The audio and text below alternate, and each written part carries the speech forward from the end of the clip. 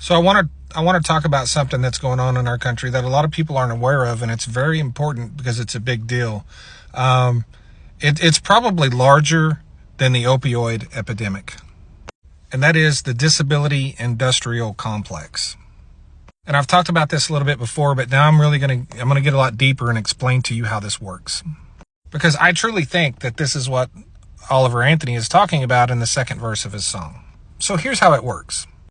Across the South and Appalachia, there's small towns all across the South and Appalachia where 1 in 4 people are on disability. So here's how this works. You take some small town in say Alabama, and let's say the mill closes down. And that's pretty much where everybody works. Well, they barely have a high school education. They have nowhere to go to work, so they get on welfare. All the people lose their jobs at the mill, and they get on welfare. As soon as they get on welfare, the state notifies a consulting group that they hire. Yes, every state hires corporations to get people off welfare. Specifically to get them off welfare and get them on disability. That's because states pay for welfare and the federal government gets them on pays for the disability. So you lose your job, you go on welfare, your name ends up on a list with some professional consulting group. And that professional consulting group has partnerships with law firms across the state. The consulting group gets a finder's fee, basically, to find attorneys to get these people on Social Security disability. The attorneys have relationships and partnerships with doctors who specialize in getting people on disability. So, much like the opioid epidemic, instead of big pharma paying doctors to flood the country with these drugs and destroying people's lives, what you have is big law firms paying doctors to get poor people across the South and in Appalachia on disability, which also in many ways destroys their lives.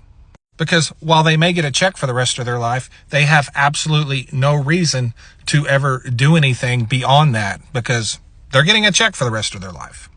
So the state pays a corporation to find you an attorney, basically, once you've been on welfare for a year and you qualify for disability. Then that attorney comes and finds you if you haven't found one yourself already from all of the TV commercials. The attorney has you file for Social Security disability and you get denied very first. Right off the bat, you get denied. And that's where the real work of the attorney comes in because their whole job is really your appeal. Because during the appeal process, someone from the Social Security Administration, an attorney from the Social Security Administration, has to be there to represent the Social Security Administration. And guess what? If they don't have the people to show up to all these court cases and one of them doesn't show up, then that person just automatically gets approved for disability. And by the way, the federal government doesn't want to hire the man people to ensure those attorneys show up because the federal government wants people on disability too. And do you know why? Because the 10 million people that are currently on disability in the United States are not counted in the unemployment numbers. This all started with Bill Clinton. His welfare reform was a complete scam. Most people don't know this, but it was a complete scam. Bill Clinton got more people off welfare than anybody. You know how he did that? He got them on disability instead. So now they're no longer on welfare. Yeah. Welfare drops under Bill Clinton. Disability rises at the exact same clip that welfare drops. He literally just transferred people from disability to welfare, or he created the conditions that created this. This chart here represents the number of people on disability in the United States. You see that big spike there? Yeah, that's Bill Clinton. As far as the corporations that the states hire to get people on disability, here's an example right here. PCG, Professional Consulting Group, asked for $2,300 per person. So the state is paying this corporation $2,300 for every person they get off of welfare and get on disability. This right here represents unemployment rate and disability applications. Every time unemployment goes up, disability goes up. Every time it goes down, disability goes down. That's because when people lose their jobs, especially in the South and Appalachia, in small towns where they have nowhere to go, they just file for disability.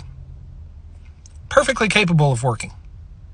They just don't have the means to work because they live somewhere where there's no jobs. So they get on disability. The most underreported, grossly underreported number in this country of any statistic is the number for Social Security disability fraud. Because if you get on disability, but you're perfectly capable of work, that's not fraud. You see, disability isn't a condition. It's not a specific disease. It's a judgment made by a doctor who's being paid by an attorney who's being paid by a professional consulting group.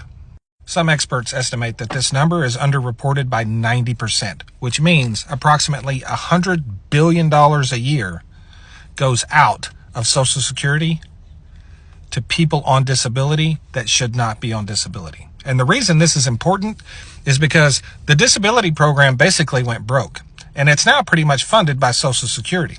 And for years, you've been hearing how the older generations, we're not going to get any Social Security, like it's going to run out. The reason it's going to run out is because of disability fraud. So there are people today that are choosing not to work and draw a check and taking away other people's retirement, because the federal government and the state governments both completely enable it and encourage it.